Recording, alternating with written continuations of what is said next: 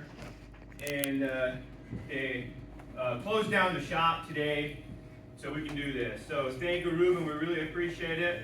And also, Alvin and Leanna for helping us plan this. Alvin and Leanna, we appreciate. There you are. We appreciate it. And last but not least, most important, is Mr. Sam Craig back there. Let's get over Sam. So Sam is the most positive person in the world. Promise you, the most positive person in the world. And about a month ago, I said, "Hey, dude, we need somebody to run audio today. We need somebody for video. We need somebody for registration." And I figured he would like just pick out one thing. But he's like, "I'll do it all." And we changed it up on him like probably 10 times already. So thank you, Sam. We appreciate you. Thanks for doing that. A little bit of housekeeping before we move forward here. There's bathrooms there, bathrooms downstairs. And if you guys would be so kind enough to mute your phones or shut them off or whatever you want to do with it. We have people here that travel a long way, and just out of respect for them, that way they won't get interrupted. And we're going to be taking breaks throughout the day. There's going to be a break on the back of your name badges. You guys can see there's a break at 10, and we're going to have barbecue for lunch. So hopefully you guys can eat breakfast. And there's one more thing. Oh, there's some books downstairs. There's like 15 of them. They're John Maxwell books. And right when we got started in this business, we had a hard time with cold calling, sponsoring people, talking to people and stuff like that. So I read that book and I was like through the first or second chapter, and it changed my life. So I would highly encourage if you guys want to know a little bit more on leadership, that's a great place to start. And so I just want to say thanks again for being here. And I'm going to talk a little bit about being a leader where you are in your life. So a lot of us, we're not, for me, I'm not the sharpest tool in the shed, but I'm in the shed, and that's all that matters, right? So with that, I want to start with my first group that I ever sold. We looked at, I can't even remember, I think it was like number 81 estimate that we put out before we finally closed one. And I remember walking in there, there's this big room with a big round table there, and a whole bunch of people with suits and a lot of money. And guys, I grew up, I never talked in front of people. Like, I could never talk in front of people. I would just start stuttering, get all nervous and stuff. So I sit down, this nice brown table, it's got the rounded edges around the back. There's like 6 people sitting here. And I went through my spiel, and I passed the contract over to this guy. He looks at it, looks good, passed the MR sample around. And it gets to this one guy, Simon, way down on the end. And there's always that one guy, and he asked me, and he looked at me over his glasses, and he's like, "So what happens if you go out of business? What happens with the warranty?" And I used to always have an answer to that. But for some reason, that day, I had no answer. And I started stating something, and I just locked up. I couldn't talk anymore. My face got all red. I was looking for holes to climb down into.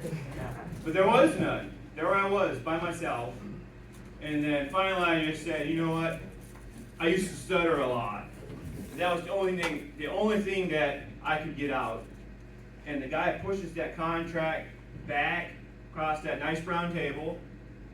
And he looks at me and says, "You know what? There's nothing wrong with that. When I was a kid, I used to stutter. People used to make fun of me and this and that." And he never said another word about the contract. He signed it and moved it on around the table, and we got the job. Like 83 estimates in, we finally got a job. So I started thinking, why is that important? Like, why did I sell that one, but all these other ones that were way more promising? I had verbals on, I hung my hat on them, and I just never got them. So I figured out that you have to be yourself, and you have to lead from where you are. So I was going into these buildings, and I was talking to people, but I was trying to do it how Simon does, and how John does it, and how Myron does it. I was never doing it like I do it. So I started taking inventory, and I decided, you know what? I'm never going to be a motivational speaker. So I just decided I'm going to start embracing the suck. That's not who I am. But there's one thing that I can do. I can make it fun for other people, and we can joke around. And so when I started doing that, I started sounding like probably 1 out of 5 of after that. And my life changed completely around. And when I think about leadership, see, a lot of us think we can't lead because we're not Clay Shivers or we're not Simon Lee because I grew up in a crazy childhood. I can't lead. But here's the thing, guys. What happened to King David? When King David was born, he was just born like everybody else. He wasn't no king. He didn't get born with a crown on his head. But what happened was he was being a leader where he was at. He was being a leader when he was out with his sheep. When all the wolves came in, he was a leader and he knocked them all out and sent them away, right? Yep. He was being a leader for his flock. And then when the king asked David to be a leader with Goliath, that's what he did. He just stepped up to the plate and he was a leader where he was at. And now everybody's still talking about King David, right? Because he was a leader where he was at. So I would just greatly encourage you guys to be a leader where you're at. Guys, when I was born, for some reason, my mom and dad gave me a crazy name, and it starts with a D. And that's my biggest weakness, is words with a D. So for some reason, everybody's just started calling me Blondie. And I love it because it's easier to say, right? And so I would just greatly encourage everybody to just lead where you are. Guys, the truth is, I'm not even supposed to be here right now. For real. Like, there was so many people that said, oh, it's never going to work. But I had great leaders. Myron believed in me. Reuben believed in me. John believed in me. Guys, these people believed in me. So I would just leave you with, believe in your people, guys. It doesn't matter if they do it a little bit different than you do it. That's who they are. You have to lead with where you are. And if God would have wanted you to be somebody else, don't you think He would have made you somebody else? I mean, imagine this room if we all be blondies in here. God, we wouldn't get nothing done. We'd always be partying, right? And that's why we need everybody. It takes everybody to make this universe roll. And I just want to encourage everybody, leave where you are and be happy with who God made you. You have everything you need to make a difference right now. So trust God and lead on. Come on.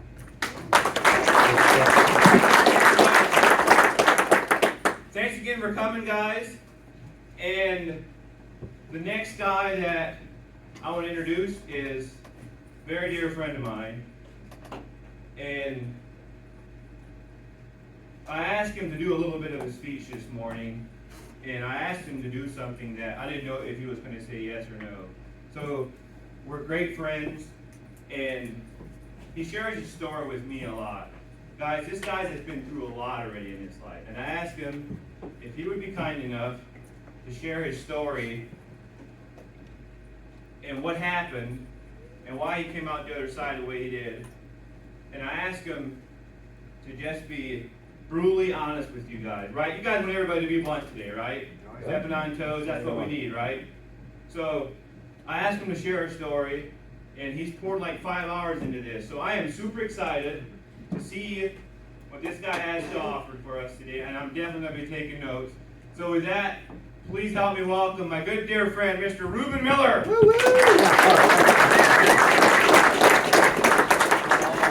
Guys, are we excited? Yeah, bro. Yeah. Listen, my name is Reuben and I'm your friend.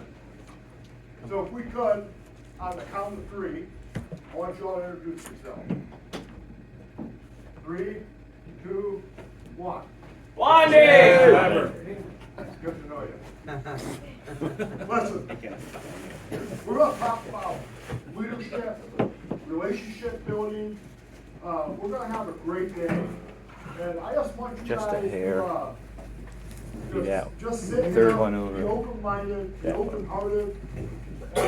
We're excited about today. This is a humbling moment for all of us to be here, to have the honor to be here. You know, first and foremost, we got to put the glory where it belongs. We got to give the glory to God that we have the opportunity to get together like this. And I just really want to welcome and thank everybody for coming out and being part of our 2024 Epic event. Woo!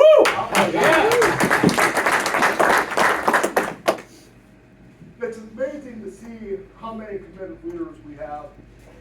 And you know, I was always told, anything we do in business, if you want to go up, you got to show up. And sometimes, you know, you guys sacrifice quite a bit of your time today to be here with us, and we appreciate that.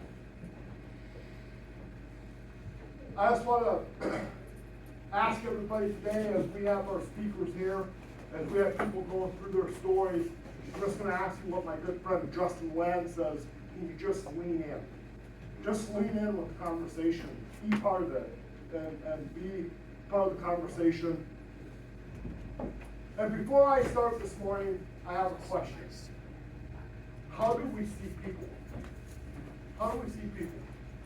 You know, because the business that we're in, anything with leadership and relationship building, the people don't care how much we know until they know how much we care. And in order to know how much, for them to know how much we care, we got to know how we see people. Before I get started, I'd also like to ask you, what kind of leader do you see me as? What kind of leader do you see me as? Do you see me as a guy that's done a lot of illegal things? Do you see me as a guy that could possibly be a drunk or an alcoholic? Do you see me as a guy that runs from problems? Maybe somebody that's dishonest. Maybe somebody who's been caught up in his own mind and lets things like pornography and negativity and things come in and just contaminate. Or do you guys see me as an entrepreneur that's striving for success? Maybe somebody that practices good business principles. Or a leader who faces challenges head on and runs through them. Or someone who stands up to adversity and picks up the phone when it's time to confront an issue. I ask these questions because that was me at every step of my life. So it's important, people, as we're leaders. The team's only as good as the leader, right? It's important that we go through this. There was a time when I've allowed pornography, drama, and other unhealthy influences to control my life.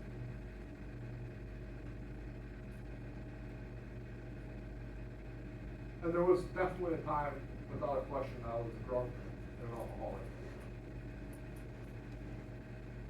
So I asked the question, how do we see people? It's good. It's important. The reason I bring this up is because many of us in this room, at one point or another, have faced similar struggles. And we all have things that we wrestle with, that we struggle with. And it's easy to hide behind that facade and live two different lifestyles. But I also believe that everyone in this room is a leader. And every single one of us has the potential to lead.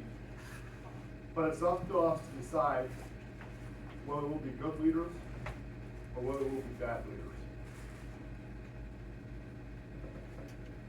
Will we be a positive influence? Or will we lead others down the path of negativity and destruction? The reason I'm here today sharing my story with you is to let you know that we have the ability to change. Isn't that great? Yep. Isn't that great? Yeah. With the help of our Lord and Savior Jesus Christ and our Almighty God, we can become the leaders He's called us to be. It's not about hiding our weakness. It's about accepting our problems. Facing our obstacles. And allowing God to transform those weaknesses into strengths. When we embrace this, we can step into the kind of leadership that glorifies Him and impacts those around us in a meaningful way. So if it's okay with you, I'd like to take you back 2 years ago.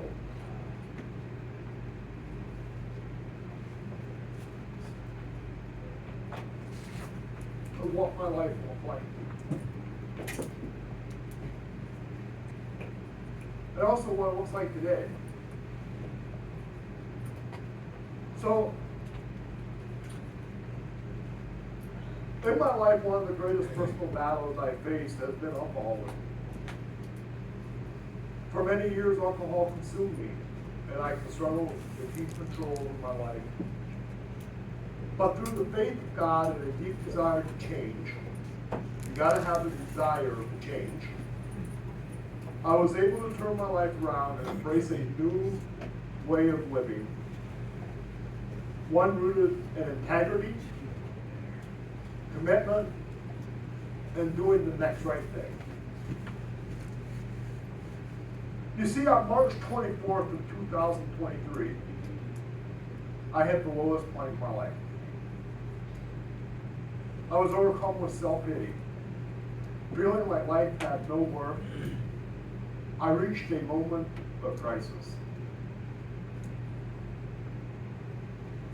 I became borderline agnostic and decided to end my life.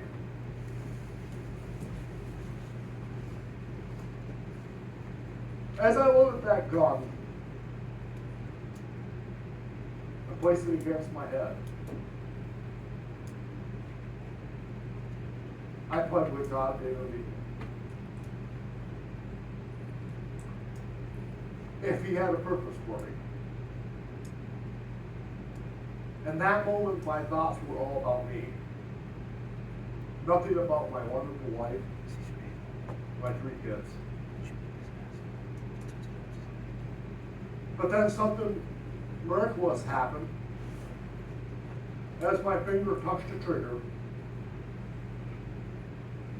God sent a guy to knock on my door, and his name was Doug. Woo! Come on.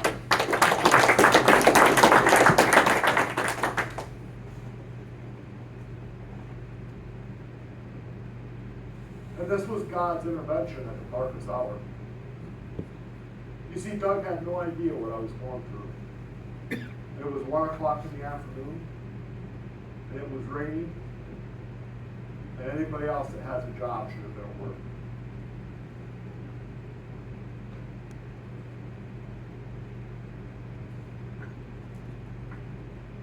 Doug came into my kitchen table, and I made a pot of coffee, and he sat there and talked to me for 2 hours. And he poured into me. See, that's our job, guys. You can pour into people.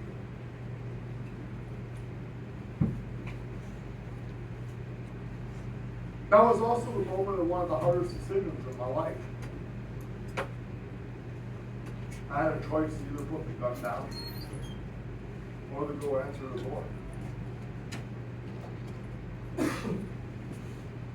And ultimately face my life instead of running from it. After Doug left,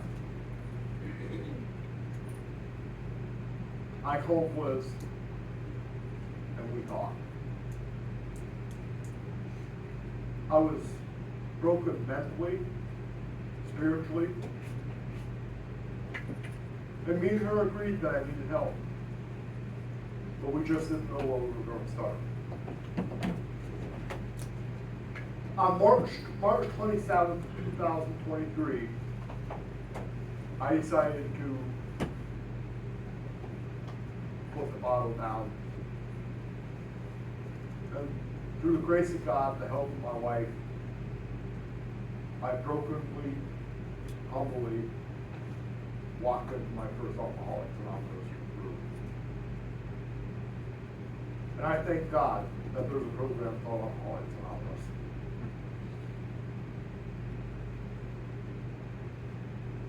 I felt God's presence that night. And I found hope again that night.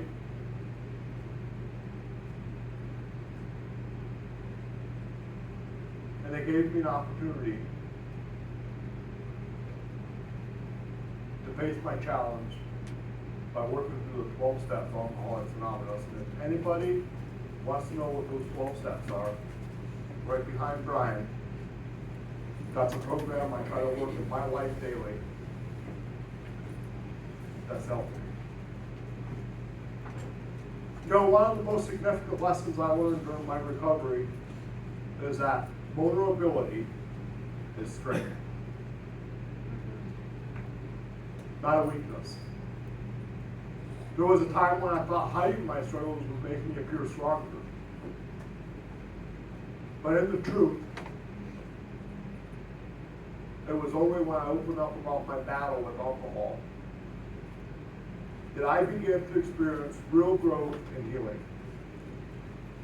In sharing my story, I learned that vulnerability breaks down the walls and creates space for true connection. In my business, Supreme Roofing Solutions, I apply the same principle of vulnerability. Whether it's one-on-one conversations with a client, a mentorship role with other contractors, or leading my team, I strive to be transparent about my experiences. This has allowed me to build trust, not only as a leader, but also as someone who genuinely cares about the success and the well-being of others. By being open about my struggles and how I've overcome them, I've seen relationships deepen and flourish in way more ways than I ever thought was possible. As I was also walking through my recovery journey, I learned the importance of accountability. Having people in my life who held me accountable, whether through a 12-step program, my family, or the leaders in our community that helped me with my faith.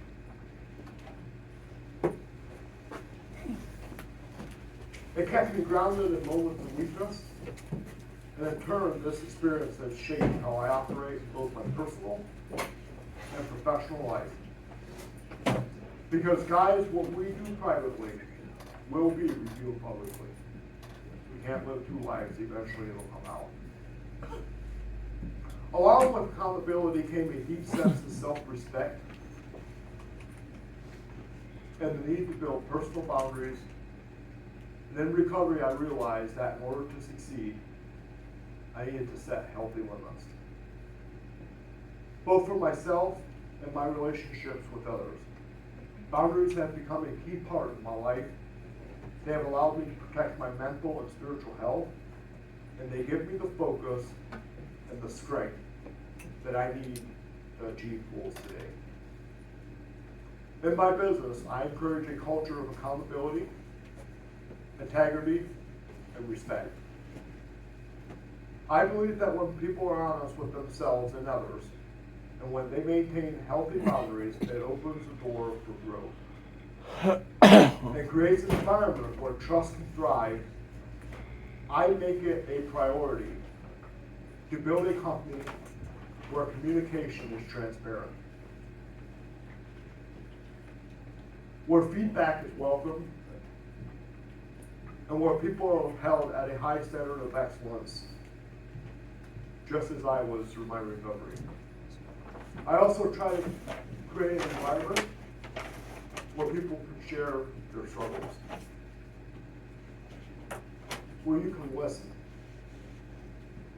and where you can help other people. Guys, sometimes a smile changes somebody's life. Amen. Because we don't always know, Harry, what's going on in Harry's heart, but outside he might look good. It is very important, guys, that when we meet somebody, we meet with a smile. Because we never know what's going on in that person's life. As I entered recovery, my communication was often clouded. Before I entered recovery, my communication was often clouded by distractions, insecurities, and the noise of my own struggles. See what that is all about me, right?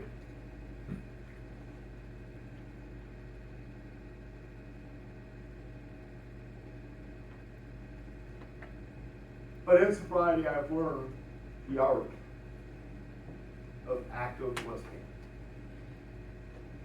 Sam might tell you otherwise, but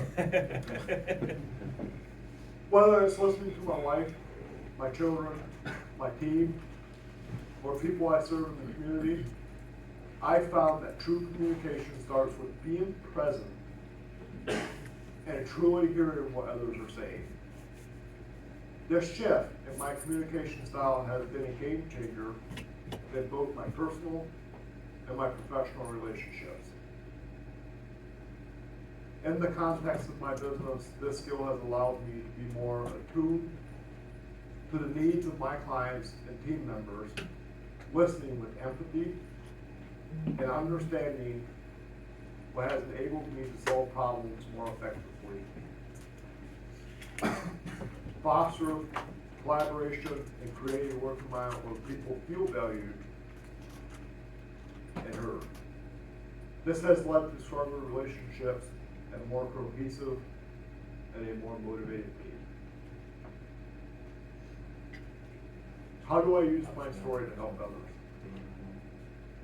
Perhaps the most rewarding part about my recovery journey is being able to use my story to help others.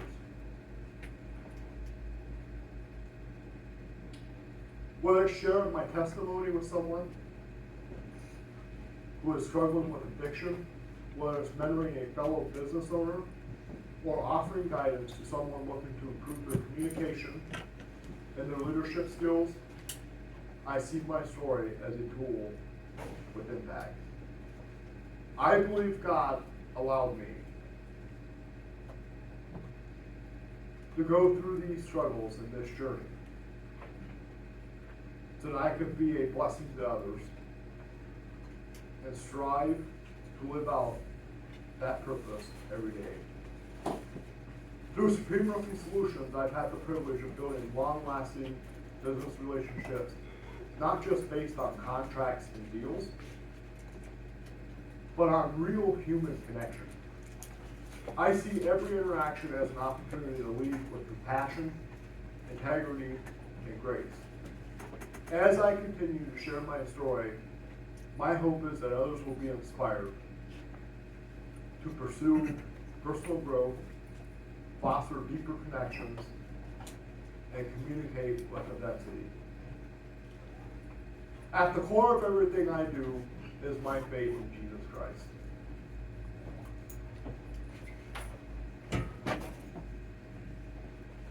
It's my faith that gave me courage to overcome alcoholism. And it's my faith that continues to guide me how I lead, how I communicate, and how I build relationships. Every day I am reminded that God's grace is sufficient. And it's this grace that fuels my desire to serve others and glorify Him through work. Ultimately, my story of recovery is not just about overcoming a problem with alcohol. It's about how that journey has shaped me into a better communicator, a more empathetic leader, and a person who values long-lasting, meaningful relationships. I've shared my story with you today because I believe we all face challenges. We all face personal battles, and we all face moments of crisis. Maybe for you it's not alcohol. but something else that's holding you back or making you feel there's no way out, I'm here to tell you, you can break through your crisis just as God allowed me to break through mine. You can transform your life. You can share your story too. So I ask, who here has a crisis they need to break? Maybe it's time for you to take the first step. I encourage you to take the first step, to reach out for help, to open yourself up to God's plan in your life. I believe that your story, like mine, has potential to help others and make an impact on this world. Don't underestimate the power of your testimony.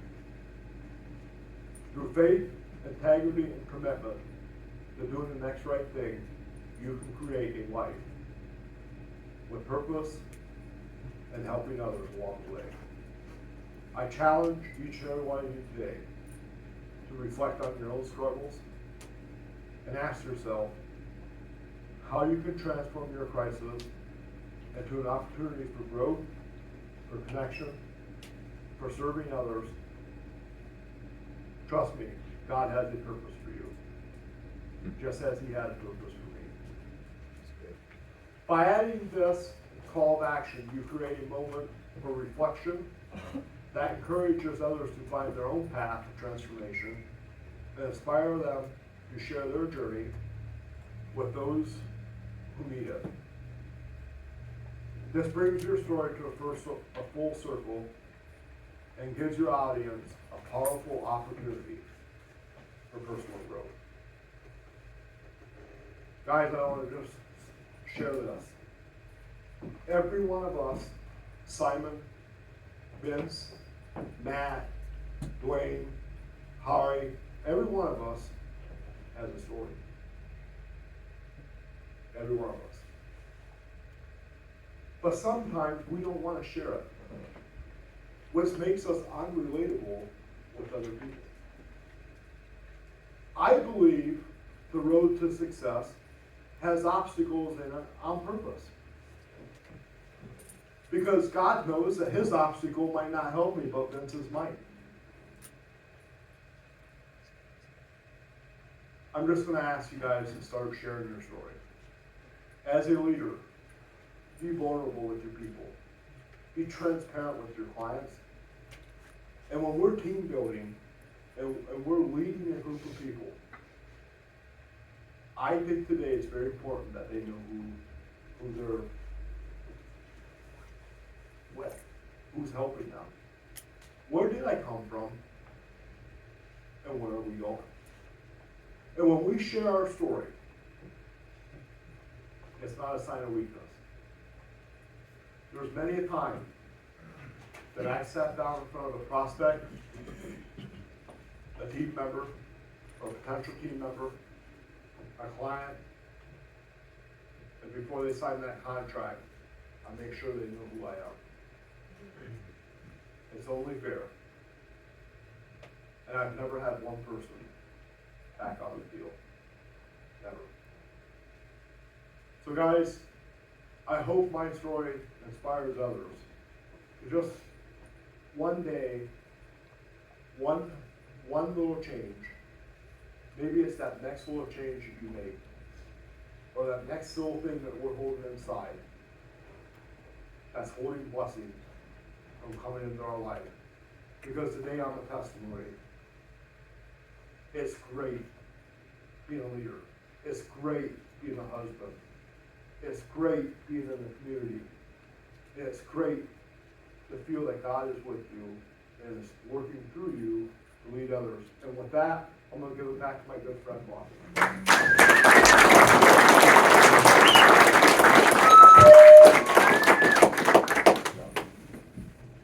Wow, Ruben, that was awesome, man. Was that great or what, man? Ruben, I just want to say thank you from the bottom of my heart, dude, for sharing your story with everybody. Because, guys, we all have a story. Sometimes we just have to sit down and figure out what our story is. We all have a little monster in our closet, and it's time to let him out. Guys, stories sell all day long. Stories build relationships. Stories is what's relatable. Like Ruben was saying, if you sit down with somebody and you don't have struggles, you're not relatable. Because guys, we're human, and as humans, we all have struggles. So Ruben, thank you very, very much. Appreciate it.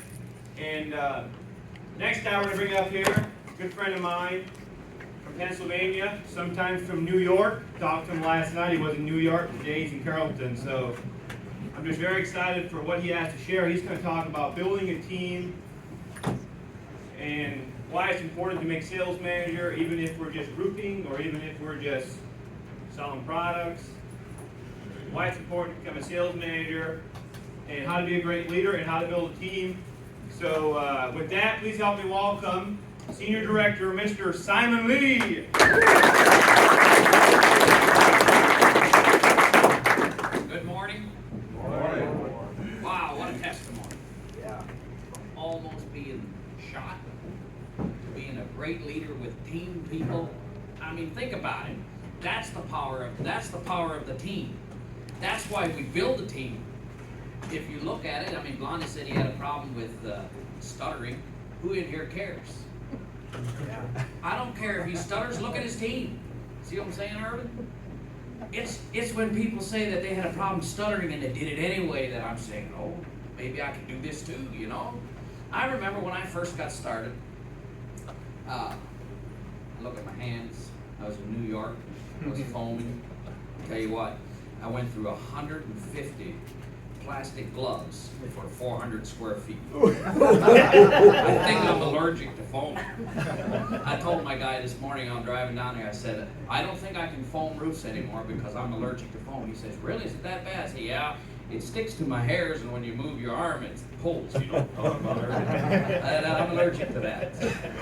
But you know you had a problem if you went through that many gloves and 400 square feet, right? But we do it anyway. So, and so, I'm inspired because through struggles and overcoming struggles is a whole lot more motivating. It seems like, that's what I'm getting, and it done it to me. It seems like when we overcome the struggle, when we face the struggle and we continue to do it, we motivate somebody else that really needed it, and that's the power of a team. You can go join any roofing company out there and use their products. You can go join any other business. But when you build a team, and that's what I want to talk about, that's the power of, we say, what do you do? And then we say, we do Conklin. That's kind of like how many in here ever done shingle roofs? A lot of people have done shingle roofs. Where'd you buy them? Carter Lumber? Anybody ever buy them Carter Lumber? Home Depot, Lowe's? What do you do? Home Depot. Come on. Come on. Well, what do you do? Carter Lumber. See, I want to shift our mind a little bit this morning. Yeah, I understand that we're all using Conklin products. We're using Conklin products, but let me tell you what the business is. Us. Not me, not you, but all of us. That's the power of the team. And when I first got started, I had no idea. I had no idea what I had. And here's only one thing that I was interested in. The guy told me how much money you can make per square foot, and I said, that's me. I want to make money. And so it took me from 2005 till 2009 to understand what we have. I never was in a meeting like this before. So it took 4 years just to find out something really simple. You know how to lead a team? If you're a leader and nobody is following, you're just on a good old walk. You've got to have people, have somebody in your team to be able to lead. And it's as simple as this is you. And that is an important step. You got to get started. You go out and you get 2 people, and now you're a sales manager. At this point, it gets really exciting. I'm going to tell you something. I knew Ruben. I knew of Ruben. I thought Reuben didn't have struggles. I thought he was a happy guy. He was okay. I never really connected that much, but just looking at him, talking to him a little bit, I thought life was good for him. And when I'm on the phone talking to him and he's sharing his story, that's what happens when you get somebody in your circle. He starts sharing his story. He starts sharing the struggle and the hurt. And I'm sitting at home on the phone, and he's talking about how he was going to kill himself. And it was just soon after that. I got tears running down my face, and I'm a grown man. Like, oh, you gotta be kidding me. You gotta be kidding me that you went through that hard time of hard things. Right to the point where he tells me he touched the trigger. I'm like, really? I thought life was good. He was in Conklin. He should have been good.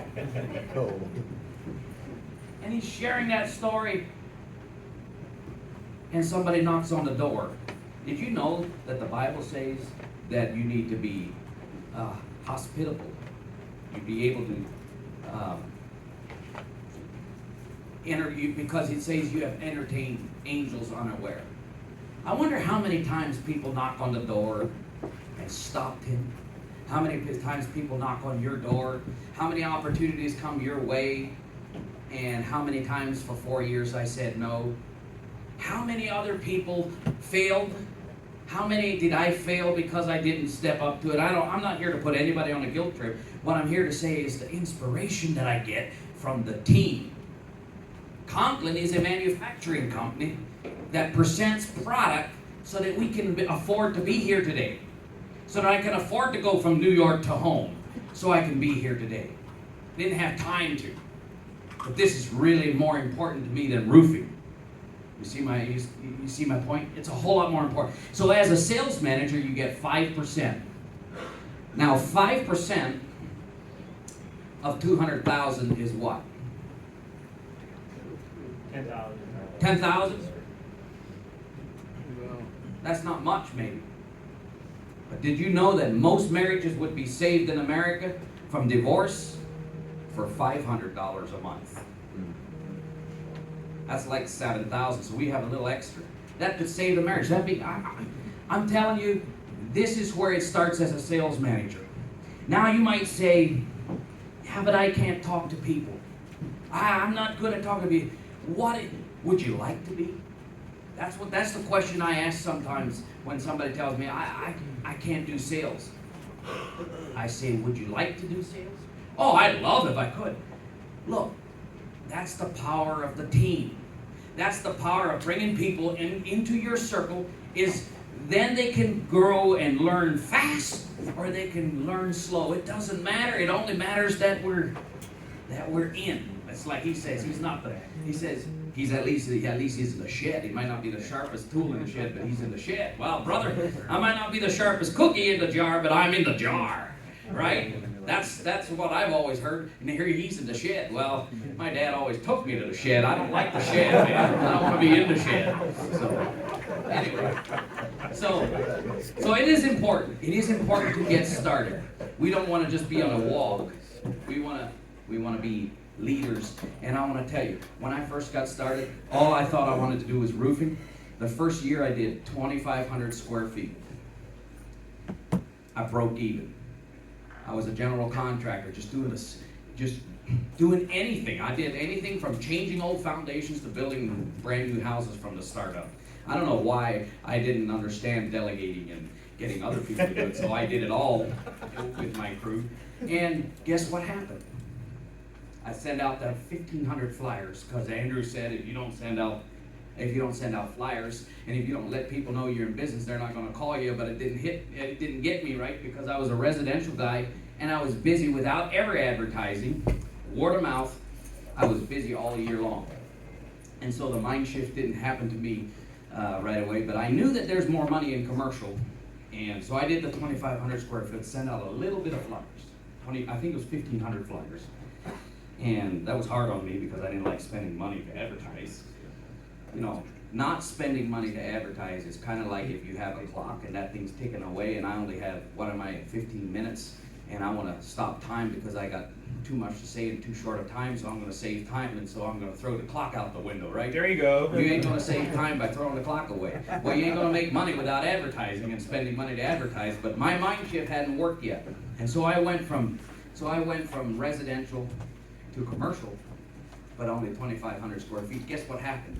I got right back in the rut of doing what I've always done before, and I was a residential guy again from 2005. In the fall of 2007, I get a call from this building owner. He says, hey, I received your flyer here a while back, and I want you to notice this because sometimes it feels like it's a waste of money, but you don't know how long people keep their flyer. And he says, here a little while back, it was 2 years. I couldn't believe he kept my flyer for 2 years. He said, would you come look at my roof? I go out there and look at his roof. I give him a bid, and instead of being satisfied with that one bid, I look at all them other roofs that he has, and I'm like, I give him the contract for the roof, he said, and he says, it's not too bad. Now, the smart thing would have been to shut up and let him sign the contract, and he would have. But guess what? I said, well, I can even do better with more square foot. You know, more square foots can gets me volume discounts and blah, blah, blah. And he looks at me and he says, you know what, why don't you give me a price on that one and that one and that one? He said, just do them all. Just give me a price on the whole thing. Dude, this little Amish kid, my heart was like, man, I'm going to be making the dough today. And I go out and I bid I get the whole price, put it together, give it to him. He says, let me think about it till morning. You realize that could have cost me a job. That could have cost, because I should have been satisfied with the one, but I think the Lord knew that this simple guy needs a little bit of help, and I'm just going to let it happen. So in the fall of 2007, next morning he calls me, come out and get your check. He said, set a time to get started. The fall of 2007, I made more money than I did all year working. And I said, maybe I should listen. Maybe I should send out more flyers. If the flyers from 2 years ago working for now, and so that's what I did. So from 2008 on, I made preferred contractor, doing what I was told to do, even if I didn't feel like. You got to do what's right for you. I don't know where you're at today, but that's what happened to me. So that's the first step. The first step. I wasn't so in 2008, I decided that I'm going to do this. Be two people. Why? I wanted 5% of my own, because at 175,000, 5%, that's 7,500. I said, there's my advertising money. See, didn't want to spend my own. I gotta get it out of Charles. So that's the only reason I did it. I still haven't been sitting in a meeting. I still, at this point, hadn't even taken Conklin Business Seminar. How many people in here know what Conklin Business Seminar is? All right, Hannah. How many don't know? All right, good. You're in the right place at the right time. You never know. But I haven't been sitting in a place like this. I didn't know what Conklin Business was. I didn't know what sales manager was. But I knew what 5% of 175,000 is. And that's why I did it. And so, guess what? 2009, I go to a Conklin Business Seminar because I had to. Because there were friends of mine that wanted to get started in roofing, because if it works for me, it'll work for them. And here's what I want you to know. You got to keep it simple. You got to keep it so that anybody can do it. And if you lead, and if you're successful where you're at, that's what Blondie was saying. Lead where you're at. Guess what? People will come to you and say, what are you doing? Maybe I could do that too. And that's exactly what happened after I was sales manager. 6 other people. They wanted to know what I'm doing because they wanted to do it too. I was in Del Coronado Hotel in San Diego, California, walking the beach when it dawned on me that I don't want to be at the Conklin preferred contractor trip by myself. I just wanted to have somebody that's fun to hang out with. And so I say, who could I call to get into the business so I can get my advertising money, so that I don't have to be on the trip by myself, because I'm just like Blondie. I like to have fun. And I have way more fun when I'm with people than I do if I'm by myself. And so I'm walking the beach there with my wife, and I said, I don't even know all these people because I wasn't plugged in. I said, what do I got to do you know, the next year to have somebody with me. That's why I called Sam Hostetler. How many in here know Sam Hostetler, the flying roofer? Windy, right? Fun, happy. He's such a leader. I wanted to hang out with him. That's why I called him. And guess what? What's 5% of his 175 or 200,000? But he did like 300 or something that year. Then in the in the fall, when I get my 1099 from Conklin, it was $22,000 some dollars. And I said, whoa, I didn't do it for that. I didn't hang out with Sam and I did hang out with Elias, right? And I had to go to Conklin Business Seminar to go district. To go district, that's one of the requirements.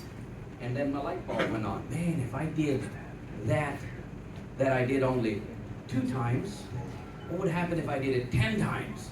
You take 10 times 22,000. I said, I think maybe I could raise my 7 kids. I had a goal. You ever notice that I go down too many rabbit trails? I start too many stories and don't finish any of them, right? And they said I'm not allowed to go over my time or I'm fired. So I tried firing myself a few times too. So I understand if you have to open the door for me. We got to put somebody in there that keeps. Let's go back to building the team. I hope when I'm finished here is that you understand that the power of Conklin, that we think now is Conklin, is in the team. It's the people. It's the support that you'll get from one another. It's the power of working together in a network of like-minded people that want to see others achieve. I was driving down here this morning and I was thinking about this. Did you know that the human nature is for me to make more money than anybody else? I want you to make some money, but not more than me. That's really kind of weird that we are that way. Because I'm here to tell you, if you were all billionaires in here, and I was a millionaire, and you were billionaires, you know how much more value that would bring to me if I want to be selfish? I want to be around people that are better than me. That's why I'm here. I'm here to learn and grow with each other. Usually everything's opposite. Everything that the human nature is opposite is most of the time the truth. When these guys share their stories about struggles and then they overcome, our respect for them goes up. For some reason, we have a tendency to think that if I share my struggle, your respect for me is going to go down. I've never seen it. Have you ever seen somebody that was truly repentant and came and said, I'm really sorry? And my respect went down for him. He's sorry. Or he wished he didn't do something. Always when somebody comes in, or if I come and say, hey, I'm sorry I said that. You notice that I said that? Guess what I had my shortcomings. I easily say stuff that I wish I didn't later. But opposite is always the way it is. So let's help people achieve and get more than we do, because it'll come back better for us. So, how many in here I believe, I want to make this very simple and easy to understand, because I'm surprised how much money you can make in this business and how little you can know, or how dumb you can be and how much you can make. It's really crazy, Robert, ain't it? Amen. It is crazy. It's a system that's in place. How many in here ever heard of Robert Kiyosaki? Robert Kiyosaki, I don't want to make too many chicken scratches up here to confuse anybody. Robert Kiyosaki says there's 4 types of people, and I want to show you a simple way of showing the plan to somebody else, because so many times people come and they say, I don't know how to get the conversation started. Well, ask them when you're sitting across the table, and I like to do this when I go to a restaurant sitting one-on-one. I like to ask, have you ever heard of Robert Kiyosaki? I don't care if they say yes or no, it doesn't matter. It's just a way for me to get started talking about Robert Kiyosaki. So I ask people, how many in here have ever heard of Robert Kiyosaki? I don't care if all the hands go up or none. The story is the same. Isn't it great that the truth is always the same? So if you have to speak, just talk the truth, and you're always ready, right?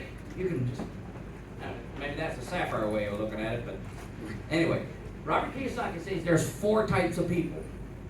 They call it the ESBI. Employed, self-employed, business, or an investor. As an employed person, we all understand that as an employed person, you trade time for money. And this is what I write on the back side of a contract sheet, opening an account. You know, to sign up somebody to open an account, or however you want to say it. The best way is to open an account rather than sign up. Nobody wants to be signed up, right? So you trade time for money. As a self-employed, you also trade time, but there's more money. I'm going to tell you another trick here in just a second. If you don't know how to write, you don't know how to spell, like me, I didn't, you know, it's hard. So let's say I want to write, give me a word that's hard to spell. Come on. What? Huh? What's that? Dyslexia? All right. Yeah. There's dyslexia. Don't laugh at my writing. Yeah, you scribble. That's what you do. You start with the right, with the D, and then just scribble. I shouldn't do that before my. That should have been the last thing that I say. Now every time I scribble, you're gonna say, "Oh, you don't know how to write that." But you trade time. How many in here like to trade time for money? No, I don't want to trade time for money. But because time, you're limited. That's what happens. But 98% of society is trading time for money. On the B side, you got, I think this was 95, and 5% is leveraging. This one here, you leverage people for money. Here, you leverage money for money. Well, most of us couldn't afford it. And this is when I'm sitting across the table and I'm talking to somebody, and I say most of us couldn't start with money, so we have to start with time. And there's nothing wrong with trading time for money. But here's what it is. Just to explain this, these are my little city. I don't know what that is, but these are houses. That's why I quit roofing, and that's why I quit construction, because it's not very straight. But I don't know what that is. It's really a crooked foundation. But and here's the water tank. The spring is way over here. Just to explain what we do, and this is our business. If we want to go from here to here, then for example, let's say I can't see your name. I need to pick out somebody. All right, Matt. That's a good name. I'll use Matt. Matt, if we're what do you do for a living? Well, I'm a contractor. No, before, prior. What were you doing? I work at a steel mill. You were working at the steel mill. All right. When you're working at the steel mill, I don't care if you're working at a steel mill or trucking company or doing whatever it is. Let's say I'm the mayor and my water tank's empty. You're not going to have a town very long without water, right? So we got to go get water. And I say, Matt, why don't you run up to the spring and get a 5-gallon bucket of water, dump it in my cistern, and I'll pay you $5 every time. Man, the opportunity is I could make 100 trips. I'm going to put a bucket in each hand, and I could make twice that. That's $1,000 a day. It's almost like Conklin, ain't it? So we could make $1,000 a day, and here you got Matt. Matt says, all right, sure, we'll do that. But it dawns on Matt that he ain't got the money maybe for the buckets. Man, what am I going to do? I don't have money for the buckets. Great opportunities, but money is always an issue. That's why people don't have backhoes and dump trucks, so Irvin says, all right, Matt, come work for me. And he'll go to the factory, he'll get the buckets, and here you got Irvin carrying buckets and Matt carrying buckets, and that's what they do every day. Carry buckets every day, carry buckets. And you're employed because you're trading time for money. Irvin has to be on the job site because you might sit over on the stump and not carry buckets, when he's not there. So here he's working all day, and in the evening, that's why you trade more time for more money. In the evening, he's making sure that enough buckets were carried to make the bucket payments. Make sense so far? Wait. It makes sense so far? Good. All right. You got to be connected with your person, and when you want them to say yes, you nod your head.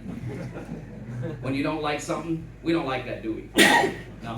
We don't even know what we don't like, but if my head's going, it's crazy, but you gotta connect, and you gotta talk with your body, with your head. yes and no. Whatever you want them to say, that's what you want to do. And so I'd say, Matt, while you're carrying your buckets, working in the steel mill, doing your roofing, that's what I was doing. While you're roofing and doing your Conklin roofing, remember, I would rather have a little bit of a lot than a lot of a little bit, because if the little bit goes dry, you're out. Right? So you want a little bit of a lot. Man, I'm telling you, I ain't got enough time to do this, but so Matt, if you allow us, we'll come right beside you and we'll put a pipeline from here to here, and we'll put a water meter right here. Remember the 5%? Every time 5 gallons of water goes through this pipe, while you are working as an employee, okay, while you are carrying buckets, don't stop carrying buckets. I don't advise anybody just cold turkey quit and just go do concrete roofing or build a team. But every time 5 gallons go through that, while you're doing this, the good news is it's unlimited how many pipelines you can put in here. We can go to the second run. There's another 5%. Unlimited how many pipelines we can put in. That's all we do. We just lay pipelines while you have your job. Does that make sense? All right, as little bit as $999 or $13.99, which is, this is the one I would recommend. We can get you started doing this. Does that make sense? Flip the paper around. Why don't you fill it? Why don't you sign your name, get you started. There's something crazy that happens. Now, I'm not gonna, if you wouldn't have got the pen, I wouldn't have gone. But if this is a crazy thing, if you're doing this slide and you want them to connect, why don't you take the pen, fill that out. His hand comes up to get the pen. But if I go like this, I just did that just to show there's something in your brain that wants to do. You want to get the pen because I'm handy. But if I go, why don't you fill that out? We'll get you started. You're going to pause because I disconnected the brain. When you're talking to somebody, you want to nod with them. You want to say no. You want them. You wouldn't want to do that for the rest of your life, would you? I mean, that you being employed. This isn't the way to get you from this side to this side. Does that make sense? Yes. All right. Why don't you fill this paper out? We'll get you started. He said it makes sense. Why would he not do it? If he won't do it, it makes sense. Well, there's a lot of other things there, objections that could go in there, but I think my time's up. I just want us to remember, everybody's just like me. Everybody's just like you. When you're sitting in front of the table with somebody, this is what took the pressure off of me. 98% of all the people out there think like I think. They think like you think. You don't have to be, what if you ask me a question that I don't, it doesn't even matter. They are just like you. And so they have the same fears, they have the same objections, the same struggles, the same in here. That's what I'm trying to say. We don't have to be afraid to share an opportunity, how they can use a product and make extra income. The greatest thing is the opportunity to build a team, to have an influence around us. And I'm telling you, you always want to sign up people, open an account for people, however you want to word it. Open an account with people that are better than you. I'm here to tell you, brothers and sisters, friends, and whoever you are, if we can learn the skill, and I think this is where we got to learn from Clay Shiver, and they're never going to, and Justin Land and Ray Land, they're never going to blow their horn, but I'm going to blow it loud and clear this morning. I want you to notice. Don't be fake. Don't be fake of it. But I want you to notice when they shake your hand. I want you to notice when Clay Shiver greets you. How they make you feel. This is important in business. In any business. I don't care if it's a concrete business or a blacktop business. If you meet your client, love them. Smile. Now I'm not saying cheesy. We gotta learn from them. They got it figured out. They know how to make you feel like they know you. And they might have never known you before, never met you before, maybe once before. The best teacher is watch them. They know how. I've noticed it the first time I met them. They know how to genuinely care. Man, I don't know how we get that into us, but that's the key. I think they are the greatest leader for the team, and you won't get that in any other company. Not that teaching that they're willing to demonstrate. And I don't even think they know what they're doing. I don't think they even do it on purpose. They have made it part of them. Then it's not cheesy. They have made it who they are. Then it's leadership. Oh, I tell you, if you forget everything I said here today, learn from that, and it'll happen without you knowing what happened. I believe that, and I believe that the power is in sharing your story, even if you ain't got enough time to do it. So with that, I'll turn it back to you.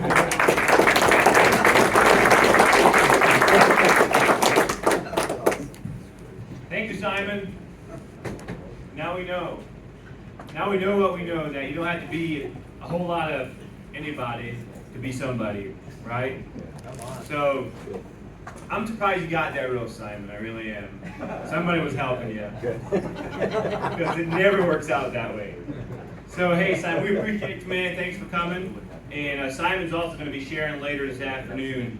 So, anyways, next up is a good friend of mine from Pennsylvania. He's been in Conklin longer than most of you guys were born. Most of you, us younger guys anyway. And I believe he got in Conklin in 1994-ish. And I have no idea why he didn't approach me when I was 4 years old. And I probably would have done it. Anyway, we had him over at our house last night. We were picking his brain and talking about the history of Conklin and just having a good old time. And I think I got to know him probably 2 years ago or so, and we've been really good friends, and he loves ice cream, so if you guys want to treat him, make sure you buy ice cream for him. So with that, without further ado, Mr. Brian Benford, the lawn guy. Hey, thanks, David. You know, we had a lot of fun last night. You know, we missed the lights because we were in the woods. I didn't know the northern lights were going on, but I was getting all kinds of phone calls and pictures, so anybody see the lights last night? Wow, I guess they were beautiful, weren't they? But we had the glow of the campfire and the glow of David and Ruben's face, you know, and that just drowned everything else out. We had so much fun last night until the coyotes started howling. And David said, I'm out of here, I'm going in, you know, there's no story behind it. We won't get into that. But hey, it's great to be here, thanks for having me. But yeah, we were talking last night. I might not be the oldest guy in the room, but I've probably been with Conklin longer than most people. Anybody? I've been with Conklin for 29 years. Anybody here longer than that? No, Grandpa. Oh, wait a minute, you were 4 years old too when I got in. How'd that happen, you know? So actually it was December of '95 that I got involved in Conklin. Now I'm in a roofing seminar. He did put on my name badge. You're a lawn guy. I don't know how this all fits in, but anyways, well, thanks Dave for having me. It's great to be here in Reuben. Appreciate it a lot. Anyways, I got started in '95 and worked in a factory. You know, I was looking for a way out. Now, I love to do, if you go to business summer, you hear a lot of my story. I love to work on vehicles, and that's my kind of a passion. We store vehicles on the side. But, you know, how many of us could get started doing something like that for the cost? And when this came along, the opportunity meeting, I see how I get started for a very low cost. And we jumped into Conklin. Still worked my factory job for a couple of years till we were able to break away. In 2000, I quit. One thing I want to encourage you guys is, you know, as I'm sharing some things here is, I don't know, you're all roofing, I'm thinking, right? Okay, maybe you got a real good business, maybe you're trying to build a business. There's so many opportunities with Conklin to diversify your business. And before I quit my job at the factory, because I had a good paying job, I was a boss. You know, there's something different about being a boss at a company where you got 50 employees versus being a manager with Conklin where you have maybe 50 people on your team. And I don't know if you ever knew that, Simon, you know, if you had employees at one time. Is it a babysitting job? It really is, right? But you know, when you have a team, it's not a babysitting job, it's a leadership. You're teaching your people how to be their own bosses and stuff.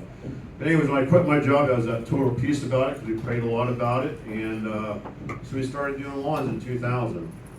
We built our business up to about 450 customers by 2012. Now, during the whole process, I went from sales manager to district manager up to director. We started downsizing and starting a lot of other guys up. And that's kind of our journey. Last year we downsized to 100 customers. This past year had about 100 customers. And there comes a certain point in your life, guys, where you have a roofing business or have something, and you're going to say, you know what, it's time to start slowing down even more. You know, and as you know, Simon was talking here about building a team. how it's so important to build a team so you can bring other people in and start passing work on to them. And that's what we've been doing. This year has been a really great year for us financially, but it's been a stressful year. It's like I told myself, okay, I'm on my next journey for next year. We're gonna either get rid of the whole business for next year or downsize drastically on our lawn care business. I do a little bit of roofing every year, so I got a little plug to put in there, you know. We just finished up a 27,000 square foot roof, EPDM restoration. It was a $103,000 job. Just finished it up the other day, and I gave him the bill yesterday to pay it off. But you know, what's great about Conklin is you can diversify a lot. So if you guys got your roofing business and you know you're kind of a little slow, you can there's always all these other things you can fit in. We have our lawn care business, and we do some roofs every year. We don't advertise, we don't push for roofs. It's not my thing that I want to do. But you know, we have our slack time in the lawn care because every year, sometime in Pennsylvania, we'll get a dry spell. We might shut down the lawn treatments, you know, for a little while. And when I say lawn care business, we do lawn treatments only. We don't do any mowing or do anything like that. We're just using Confidence fertilizer to build a really good business. And we've got some of my biggest customers. I do the college, 50 acres. One of my biggest personal customer has over 30 acres. We get into a lot of big estates. And with those, a lot of those people are business people, so they have commercial roofing. So that's how we get some of our commercial roofing that we do a little bit of every year. So I mean, there's so much diversity with Conklin, so many opportunities. And you know, or David wanted me to share a little bit about, you know, if you guys are looking to, you guys got your roofing business going on, you're building that, but if you're looking to diversify, think about maybe getting into doing some lawn treatments. Put a lot of prayer into it, guys, because there's so much opportunity. I think the biggest thing for me, though, is how are you impacting people through your roofing business or through something else? How are you taking that and saying, okay, guys, we're ready to downsize a little bit, slow down, and how can you start somebody else up and give them hope? You know, we had a couple of guys on the roof with us this last 2 weeks here helping and training them, and one of those guys is going to go to business seminar, and God placed him there for a reason. He lost his job, and he's been looking for something. He got to see the opportunity, and he's going to go to business seminar. He wants to get involved in Conklin and see how he can build a business also, just like all you guys are in here. Conklin is a great tool to help build a business for yourself, and we got started, we needed income right away. That was what we needed. We had to build a business. And when I quit my job with Mode at the factory, I didn't have a choice but to make this work. Guys, if you're struggling to build a business, put your heart into it and get out there and get her done, okay? So we had to make this work. We had to build it, okay? But in our first 3 years of business, we didn't know if we were going to make it. And things started taking off really good for us, okay? Getting your reputation built, getting things going there. And I just really want to encourage you, if you're getting started in business, best thing you can do is be in this room. None of my family has ever had a business mindset. I'm talking my parents, I'm talking my wife's side, I'm talking all my cousins. I got tons of cousins, my brothers, sisters. I'm the only one that's been in business for myself, and we've been doing this for 25 years, well, 24 years actually. I want to ask you, who is your family? I think it's an important question to ask, because my family, my blood family, they know I'm in business, but every now and then they still ask, are you happy about being in business? Are you still never thinking back to the job? It's like 24 years, why would I want to go back? You know, it's workforce, you know. But do you ever get around people who are still negative about what you're doing? Okay? You're the results of the 5 people you hang around with. And when I'm bringing new people in, I say, you know what, you got to get away from those people, and you need to get around people who are going to encourage you. You guys are in this room because you want to be leaders. You guys are in this room because this is where the encouragement is, this is where the positiveness is, and you need to hang around those people. So yeah, like I was saying earlier, my family back home, my blood family, they know I got a business, but they always ask every now and then, you still happy? You know what, Conklin's my family, because this is where I get the encouragement, this is where I get the motivation, this is where things happen, this is where everybody is encouraging and saying, you know, you can do this is where you get your leadership training, because you need to be around those people, and you guys being in this room here is the important thing for you, because if you're building your business, you want to be around this group right here that's going to take you to the next level and encourage you for all that. And I'm just glad that you're here and glad you're part of this. I know I'm going to be doing a lot more stuff here later on. but just wanted to share a few things. Did talk with David a little bit last night, some other guys about doing some trainings in this area for Lawn Pro. I know we weren't in roofing, but David asked me to share a little bit on the Lawn Pro. If you guys are interested in doing anything, or maybe looking into the lawn care system also, we might be doing some trainings through this area coming this winter time, so it gives you some other options to build your roofing business, but also maybe you can diversify and build some other income with Lawn Pro. But also, how many other people in this area here that could use the benefit of Conklin? We all share with people because we want to help them get started. Again, most of us get started because we needed the income right away, but now we're in the mode where we help other people get started.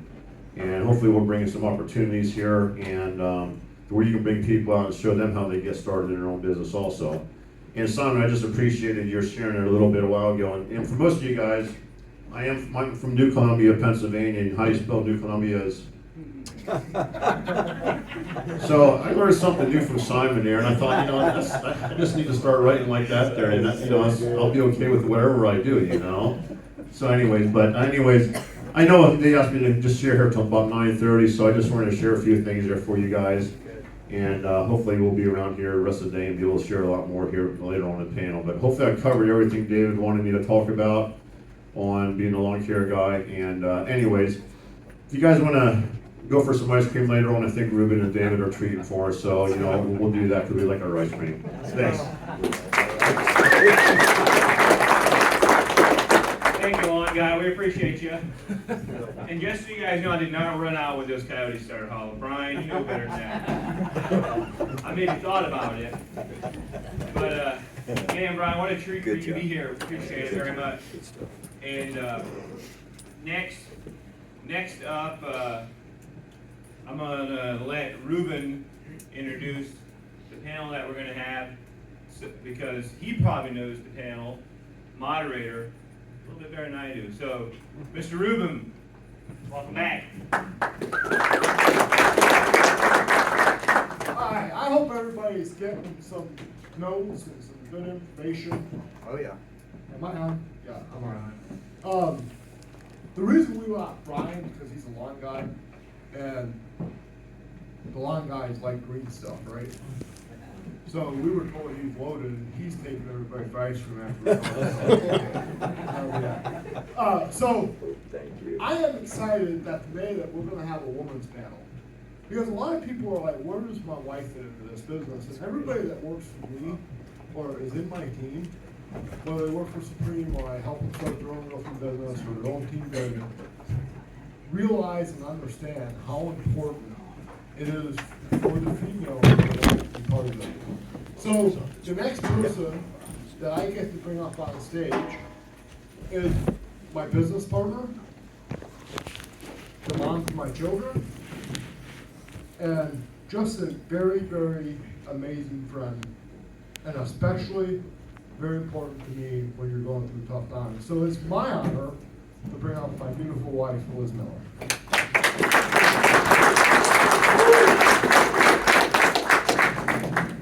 Hello, thank you, Ruben. So I will bring up our first panelist, is someone whose leadership has really helped shape my life and our business. Rachel and her husband Jonathan are our regional managers. So please help me welcome Rachel to the stage.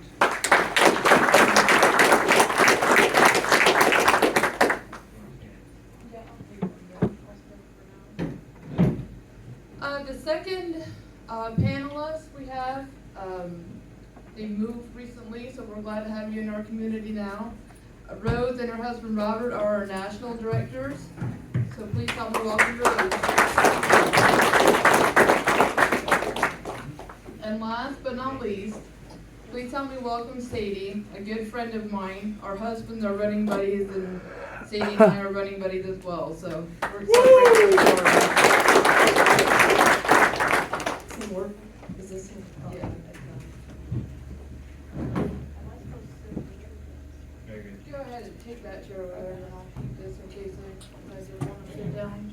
You go on too long and I need to sit for a while. Okay, so the first thing is just introduce yourself, what management level you're at, and tell us something you like to do for fun. Well, hello everybody. I'm Sadie Miller. Very proud and honored to be the wife to Dave / Blondie. And we are a director in the Conklin Company. And what I do for fun, I absolutely love hosting people. Actually having events like this and just making good food for good people make me happy. I'm Rachel, and my husband Jonathan, and thanks to our great team, we are now at regional directors. And what I like to do for fun is just make memories with my family, just spend time at home or travel. And I'm not a very adventurous person, so just keeping low key and chilling is good with me. I'm Rose Miller, Robert's wife, and we are national directors. And I have 5 wonderful children. I love to spend time with them and just travel out, and we appreciate Dustin taking us everywhere around where we need to go. And I'm like Rachel. I like to stay low key, but I like to do a lot of traveling. I love to go to the park with my family and just spend time with them. Traveling is always fun. So the second question is kind of an icebreaker. We'll get to know more about what you learned so far. What is one thing you learned about roofing that you never thought you would know? Well, I remember way back when Robert started talking about commercial roofing, I was like, I have no idea what commercial roofing is. I didn't have the slightest clue. I was like, well, what is a commercial roof? He's like, well, roofs like Walmart, Lowe's. And I was like, well, how do you do that? So I looked at spray coatings on roofs, and I'm like, how can you spray a roof? How can you spray coatings on a roof and make sure that it works? Well, he explained it, and it makes sense as people know. I mean, it really does work. I guess for me, what I had to think about was I never realized that there are so many details involved, so many different different systems that can only be applied to certain, depending on what type of existing roof is there. And the other thing I had to think about is I didn't know that you could, while building a roofing business, that you could have such a positive impact, not only on your life, but so many people around you. Well, like Rose said, first thing, I had no idea what a flat roof even looked like, let alone how it's supposed to look. And I did not know you could spray something on a roof and that's called coatings, and it'd be your roof, and it'd be seamless. So, and another thing I also didn't know outside of Conklin, that some people just dump gravel over whatever they got, like dump gravel over the rubber, and that's a roof. Like, I never knew like a gravel would even exist. That's amazing what we learn on listening to others. different. Number 3, what are some challenges you face as a wife of a business owner in the Conklin business? Well, Yeah. I think first for myself would be consistency. Like, staying consistent. I do okay for so long, and then, life gets overwhelming and busy, and I just, you just find all kinds of excuses not to do the challenge or get up with your husband every morning and make some coffee and just, when life happens, that's when I just struggle the most. And the biggest challenge, I'm kind of embarrassed to even acknowledge, is to consistently have a positive and thankful attitude. Like, that is just something that I struggle with, and I do for a while, and then, like I said, life just happens, and I get mad over myself because I didn't get this done or I didn't get that done, and then my life just crashes, and I feel like a terrible mom because my kids didn't respect me today like they should, or my days aren't as successful, and they get me down, and instead of looking on the bright side and seeing what I'm thankful for, I think that has a huge impact on my life, is just to focus first thing in the morning on nothing but positivity, and that's why we do the challenge every morning, is to get up and take care of yourself first so you can take care of your family. Can you share what challenge you're doing every morning? Like what you do for the challenge? Well, Rose and I, and there's a couple of us ladies that we get up in the morning. We have a certain time we get up every morning, and we do 15 minutes devotions, reading Bible or whatever, and then we do 15 minutes exercising, and then we do cold showers, which has a huge impact. I know a lot of you guys are like, whoa, cold shower, but it does, it makes a big difference. Wakes you up in the morning, and we have to have that all done by 7 o'clock so we can start our day, so. Well, I'm joining you on Monday, but that cold shower is still. That would be funny.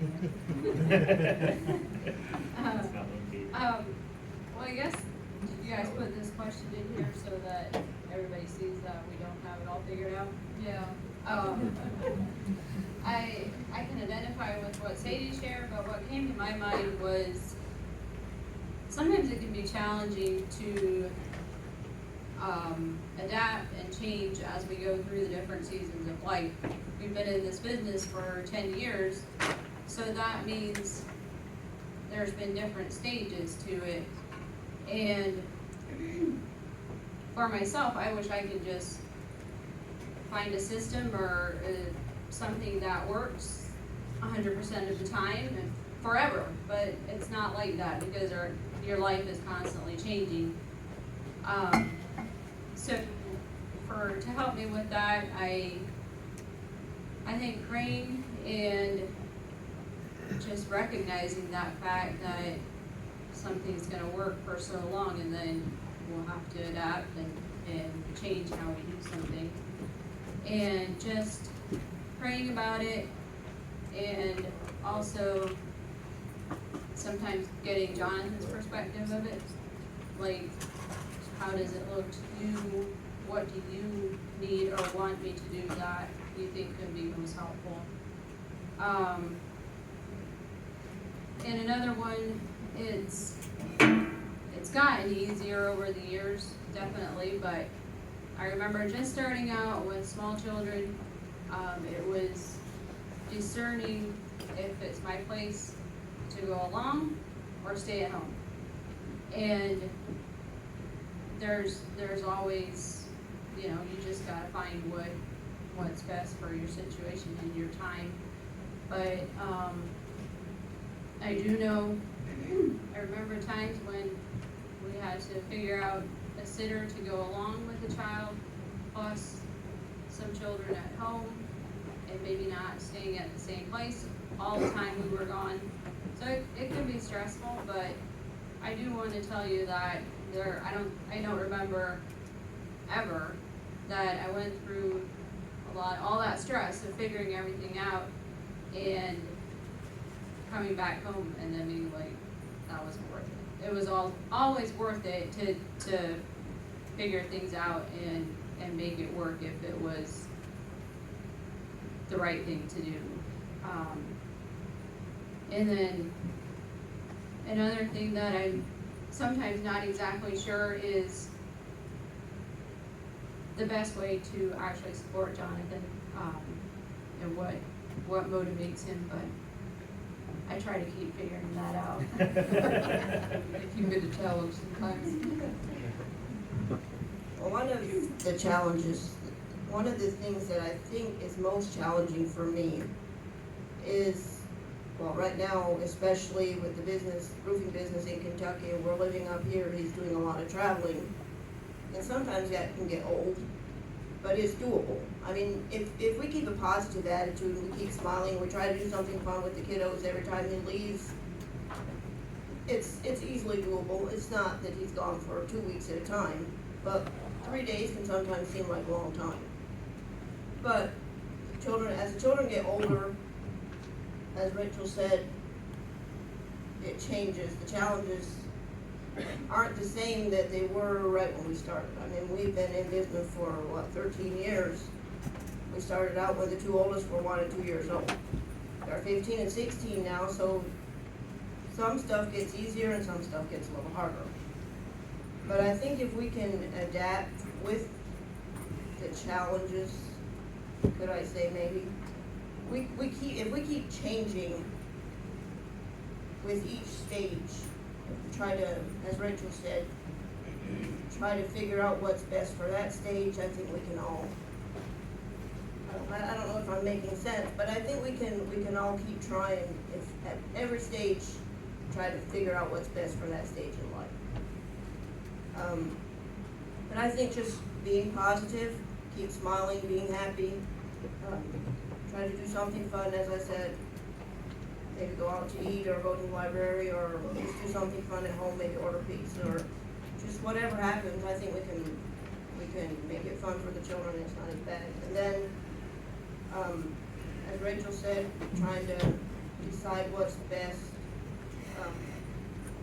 Can be challenging to figure out where your place is in business, because you want to be a mom at home with the children, and you want to be the wife that your husband needs. But pray and ask God every day what you can do for your husband, that you can be a blessing to him that day. And I think that's the most challenging for me, is try to remember I don't have to know everything about the business, but I can pray for him. Yes, that's very important, is prayer. And as we all face challenges, one thing I've learned in Al-Anon is just to focus on the progress, not perfection. We'll never reach perfection, but progress a little bit every challenge. So the next question, how do you balance family time with the unique time and energy that comes with your husband's work? Conklin business is a little bit different than a 9-to-5 job, so. Well, I don't think family time means that you have to go to the park or go fishing or go out to eat or whatever every week. You gotta do this because this is family time. I don't consider that, yeah, that's family time, but you can have family time at home as well. You can spend time on the porch together as a family and just rehashing your day, just doing, okay, what did the kids do today? How was your day? You can make porch time family time. You can make supper table family time. If you all sit around the supper table, you can have a good conversation, and that's family time. You don't, maybe can't do it every single day, but if you can't make family time or supper table time or whatever, if you at all can, have devotions with everybody present, if possible, before you go to bed. I think that's the most important family time you can ever have. I like that, that's definitely important.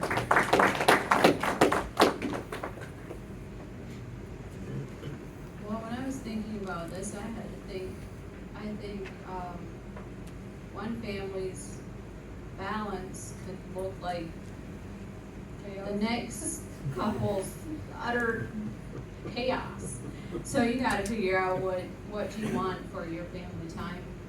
And, for us, it's just being intentional with the time that we do have. You know, if in between traveling or in between working long days or whatever, just be intentional with that. And sometimes I'm the one that has to adjust my schedule in order to be able to spend a little time together in the evening or whatever. And I think the children can pick up on my attitude and mindset about dad being gone or whatever. That can have a big impact. And don't just focus on how much time you're spending together, focus on the quality of the time that you do have together. And because we do make a lot of sacrifices, but I am also blessed to say that we also get a lot of benefits that a lot of people only dream about. My daughters have traveled way more than some adults ever had. So we can be thankful for that, and I think that's just a bonus that we get along with working this business and making the sacrifices that we do. And another thing, for us, sometimes it's just simply Jonathan taking the girls by himself to just go out to eat or take a scooter ride or just do something with just them, has been special for them too. And recently, I heard somebody say this and I had to think on it a little bit. But every time you say yes to something, you're saying no to something else. So you might want to be careful sometimes with what you're saying yes to. And because a lot of times if we're saying yes to that meeting, we're saying yes to going here and there, we're saying no to the ones that are closest to us, which is our family. And sometimes the yes might, or you might even have to say no to something good because it's not the right thing for right now, like attending more meetings or just going to friends' houses. And for us, sometimes we have to kind of gauge where are our children at emotionally, maybe even physically, like are they too tired or are they too worn down or whatever. And if it's just a fun event or something, honestly, we've passed up sometimes because it's too much for right then. And another little thing that I heard that has been a little helpful for me is the 9 most impactful minutes of your child's day. It said there's the first 3 minutes when they get up in the morning, the first 3 minutes when they come home from school, and the last 3 minutes before they go to bed at night can have a big impact on your child. And since I heard that, I have decided to just kind of take a little time and watch my girls and try to find what are their 9 minutes a day that I can really have an impact in them. And that means just actually being present and noticing them. And I know, like, for my one daughter, her time in the morning is what really speaks to her. And another one is when she comes home from school, she really thrives if I just pause and actually look in her eyes and listen to what she's saying. And the other one is, I'm not sure, maybe all 3, I don't know. But, so you dads might not be, you probably aren't home often when they get up in the morning. You might not be there when they come home from school. But you can find 9 other minutes of their day where you can be fully present with them and notice them and just give them a little bit of affirmation to keep them motivated and going, I guess. Yes, I like that too, because in this business, it concentrates on helping people. So you're saying yes to helping a lot of people, but it's a fine line between neglecting your own to help others. But I read that too, that 9-minute thing. You wanna know the morning one works, oversleep one morning and rush them out the door. It does. The 3 minutes of peace are better. That was some words of wisdom, Rachel. I really like that. And like you said, it's not the quantity of time you spend, but it's the quality time that I have really, really noticed that really, like, be intentional when you do spend time with them. Hey, we're doing this together. And it doesn't like Rose said, it doesn't necessarily need to be going to the park or doing this or taking them out to eat. You can spend family time the other night, going out and making wood. The boys have this little wood business going on that they're really enjoying, and Dad went out with the boys in Couture and they were making wood and having a blast. And Mom would take some drinks out for them, and I'd help them finish and just be more intentional. You can actually have family time while you're doing your work. The dinner table, just so many different ways to just be more intentional with your family time when you're at home or just whatever you're doing. And if Dave is gone for a couple days, I really do wanna touch on this. It's like, you know, it's basically back to my mindset on having a positive and thankful attitude, and then you really do notice things, the good things in your life. If he is gone for a couple days, he still does, he spends a lot of time with us on the phone in the morning, in the evening, and I still think that is, yeah, he's not there, but he's there. Like, a couple weeks ago, he was in Conclave's seminar, and we'd all sit on the phone for a half hour, 40 minutes, and the next morning, they'd call again, and they'd chat, and about noon, here comes a big bouquet of flowers, and just, like, he's there, he's not there, but he is there. Like, he can just kinda focus on that, and it'll just give me that big boost of, okay, he's not here, but I can do this.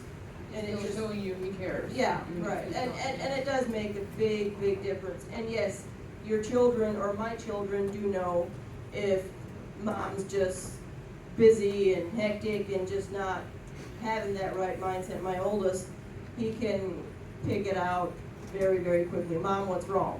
Mom, you know, and it's just the importance of, you know, if he knows, like, he'll come home from school, and if, hey, how's your day, and if I don't do that, he will notice it.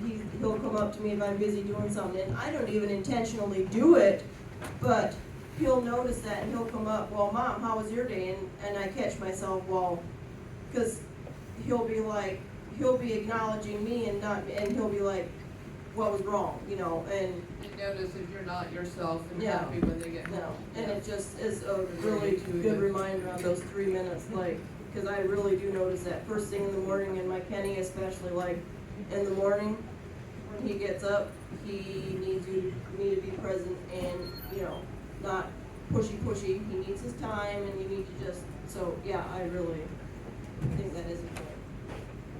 Okay, on to the next question. How do you maintain a strong relationship and connection with your husband despite the long hours and pressures of running a business?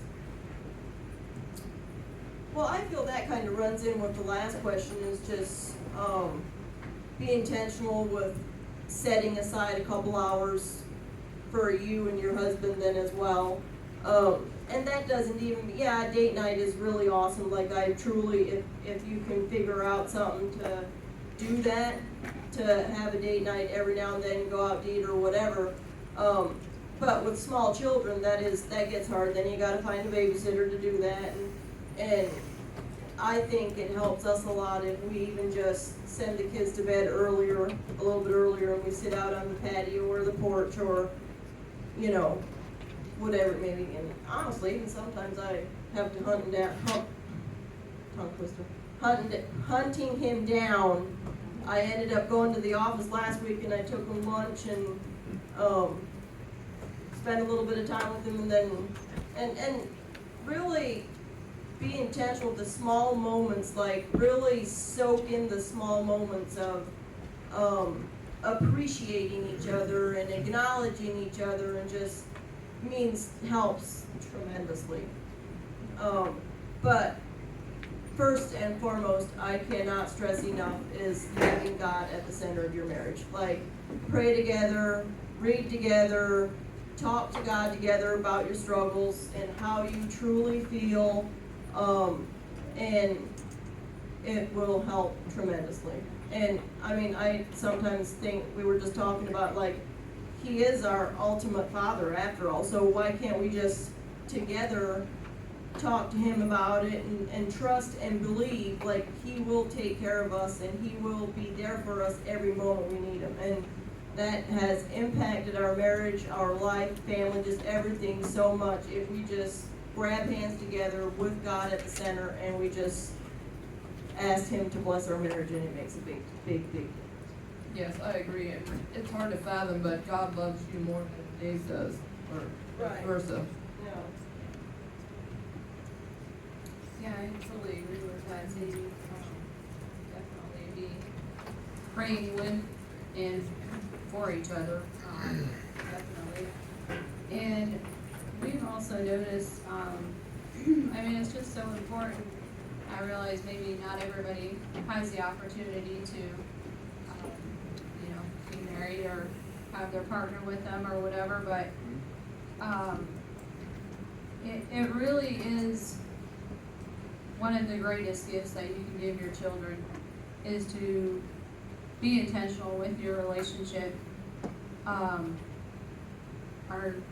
daughters are getting a little bit older now, and we have actually noticed that they like and enjoy seeing mom and dad enjoy being together and wanting to be together.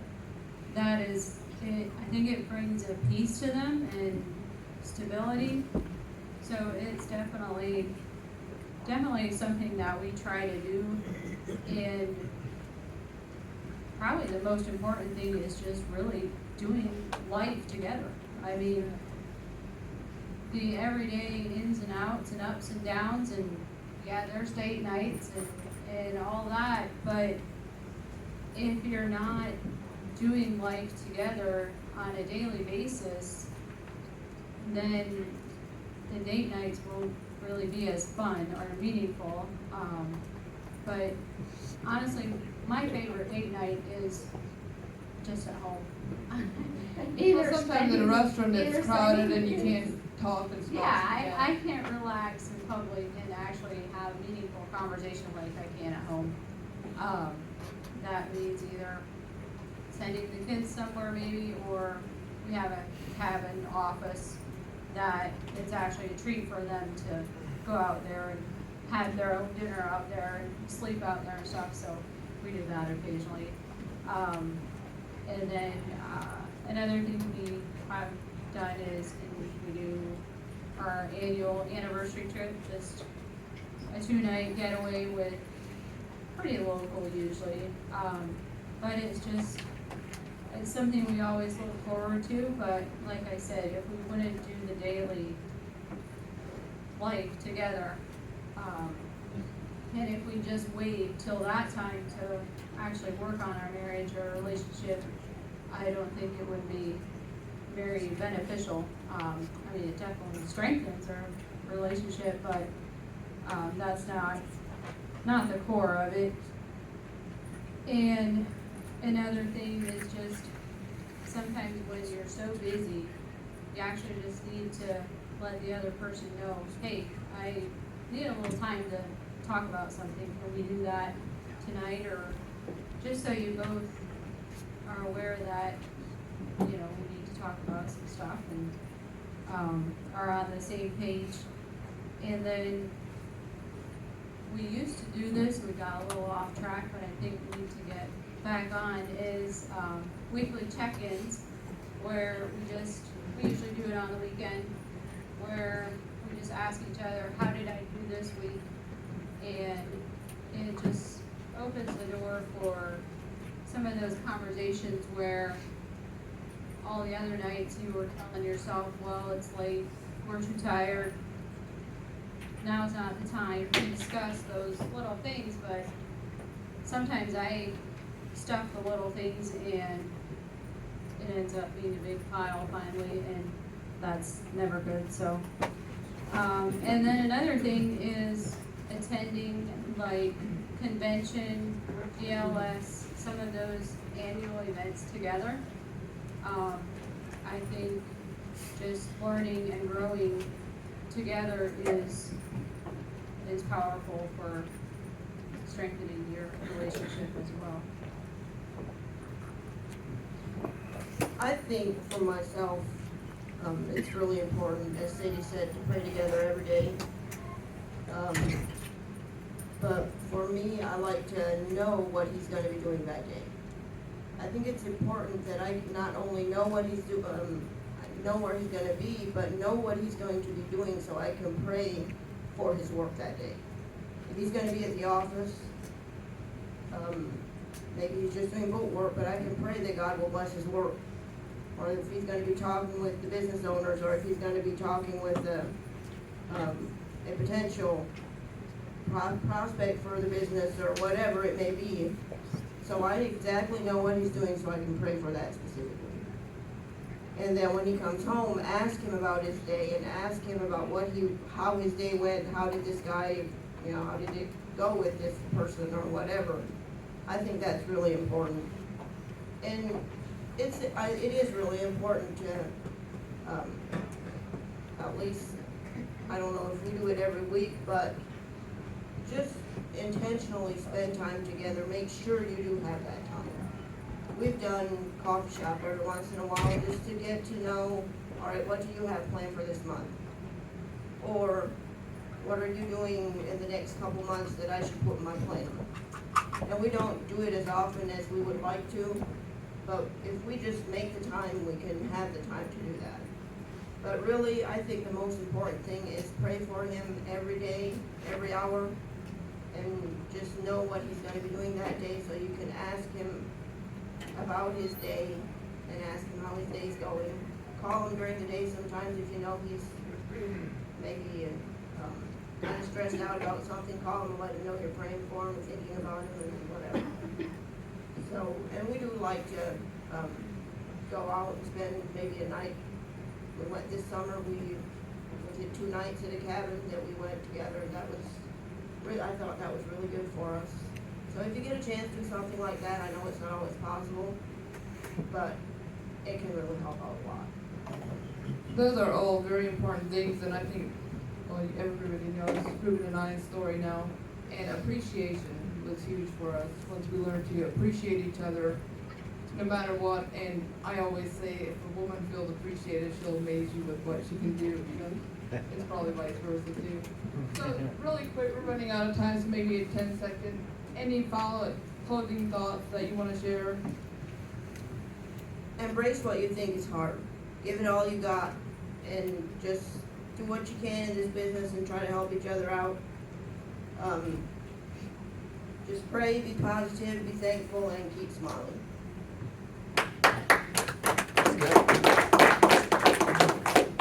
I'd like to take this time to also thank Ruben and Liz and Blondie and Sadie for putting this event together. I'm sure you ladies did a lot to put this together too. It's always fun. So I want to thank you guys for that. And then I don't know what mountains you guys have all climbed or what mountains are looming ahead of you guys, but I just recently heard a quote, and Liz touched on it a little bit. God's not looking for perfection, he's looking for progress. And that meant a lot to me, because that has been a journey for me to accept that God's actually not looking for perfection from me. He's just looking that I progress, but I think I'm making progress on it. And actually believing that and feeling that. So yeah, God's not looking for perfection from anybody. He's just looking for progress. And with that, just remember, you got this, and God's got you.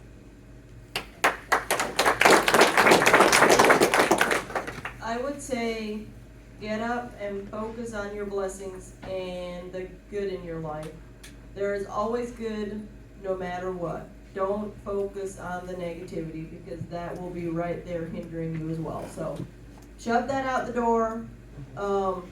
Find a happy smile and find something that you're thankful for. And I want to thank each and every one of you who take time out of your schedule to come here. This is something I really look forward to doing every year, and I want to thank Ruben and Liz for letting us have it here. And with that, I will give it back to Liz.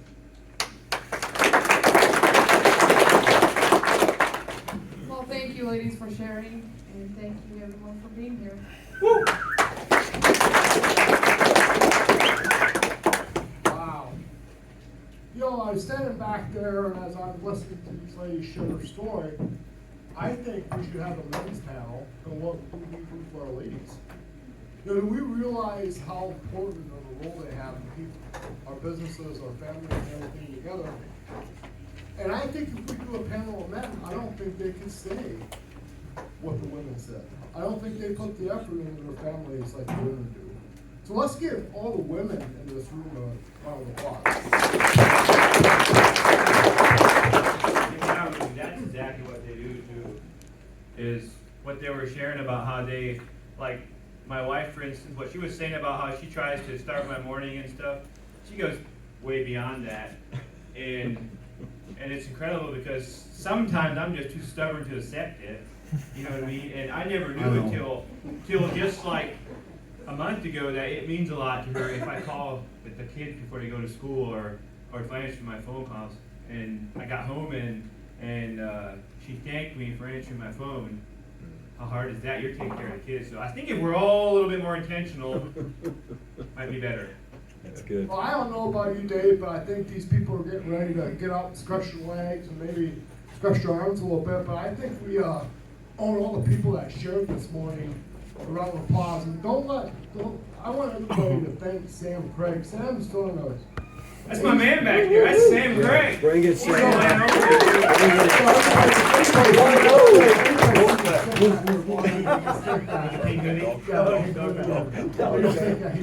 He's laptop missing work. They don't understand Sam put a lot of time and put this together for us and making this possible. Yeah, we appreciate that. Way more than his Browns did, right?